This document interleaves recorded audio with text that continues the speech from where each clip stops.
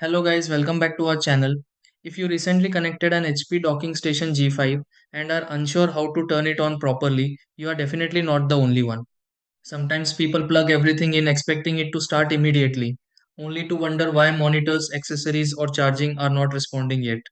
Since docking stations work a little differently from regular devices, the startup process may feel confusing if this is your first time using one. Small connection details can make a big difference, and once everything is connected in the right order, getting started becomes much easier. Let's walk through a simple way to turn on an HP docking station G5. Try these. Step 1. Connect the power adapter to the HP docking station G5 and confirm the cable fits securely.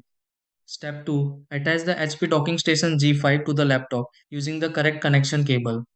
Step 3. Look for indicator lights on the HP docking station G5 to check if power is reaching the device.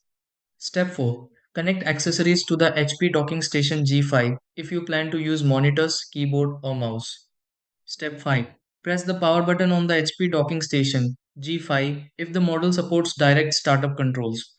Step 6. Check the HP docking station G5 and confirm connected devices begin responding normally.